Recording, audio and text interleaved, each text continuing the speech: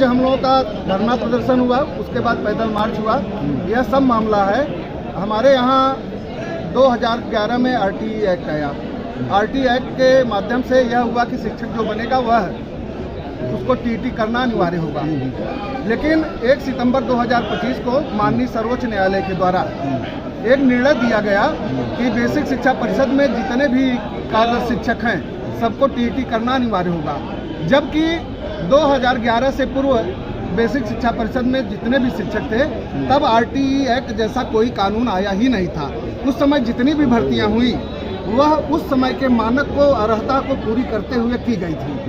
और अब जब बीच में हम लोगों ने पूरा अपना 16 साल से लेकर 20 साल, 25 साल, 30 साल, 32 साल काम किया तो अब कहा जा रहा है परीक्षा दे। हम लोगों को परीक्षा से परहेज नहीं है। परहेज तो यह है कि देश में अगर एक देश एक विधान, अगर परीक्षाएं बेसिक शिक्षा विभाग शिक्षकों के लिए है तो पूरे सभी समाज के, हमारे सभी विभाग जितने हैं सभी के लिए यह परीक्षाएं लागू करें। हम लोग परीक्षा से नहीं डरते और अगर नहीं कर सकते हैं तो जिस कानून का अस्तित्व 2011 से पूर्व नहीं था उस कानून को बैक डेट में लागू करके शिक्षकों के पेट पे लात मारने का कार्य न करें, उनकी रोजी रोटी सरकार न करे, नुकसान न करे और अध्यादेश ला करके।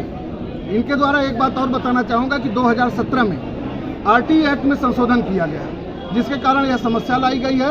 तो हम लोगों की मांग है कि 2017 के संशोधन को यह रद्द करें और अध्यादेश ला करके शिक्षकों को TET अनिवार्यता से मुक्त करें। यह हम लोगों की मांग है।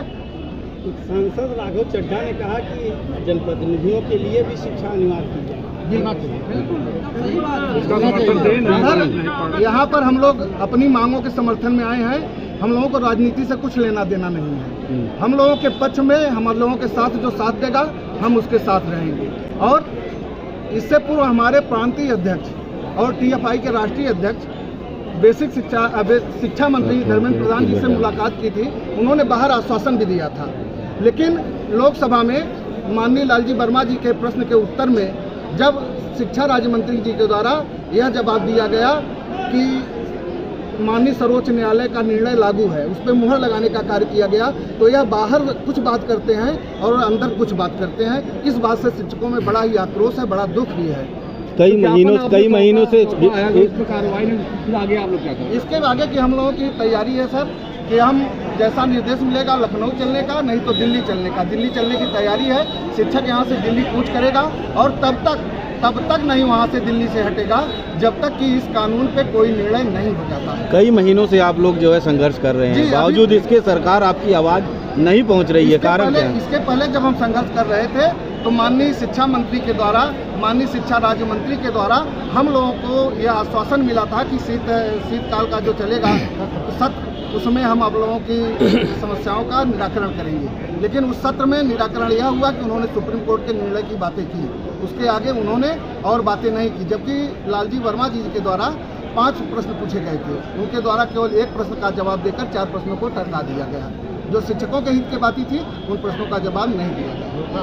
तो अब क्या करेंगे आप लोग? अब हम लोग आंदोलन का मार्ग चुन लिए हैं। अब तो हम अपनी रोजी रोटी के लिए जितना भी कर सकते हैं वह करेंगे और जिला स्तर से लेकर प्रदेश स्तर से लेकर देश स्तर तक हम आंदोलन का, हमारा चरणबद्ध आंदोलन चलता रहेगा जब तक हम लोगों की रोजी रोटी बहाल नहीं की जाती, काला कानून वापस नहीं होता, तब तक हमारा आंदोलन जारी रहेगा। प्रदेश स्तर के आपके जो नेता हैं उनकी कितने दौर की बातचीत हो चुकी है अब तक बड़े नेताओं से या शिक्षक मंत्री से? उनकी अभी दो चक्र की वार्ता हुई थी, लेकिन लोकसभा में जब शिक्षा राज्य मंत्री जी का जवाब आया उसके बाद से हम पुनः आंदोलनरत हो गए और उसके प्रथम चक्र में हम लोगों ने जिलों पे आंदोलन किया था और उसके बाद काली पट्टी बांध करके हम लोगों ने विरोध किया, ट्विटर अभियान चलाया। आज हमारा धरना प्रदर्शन था और पैदल मार्च था कि सरकार हमारी मांगों को संज्ञान दे।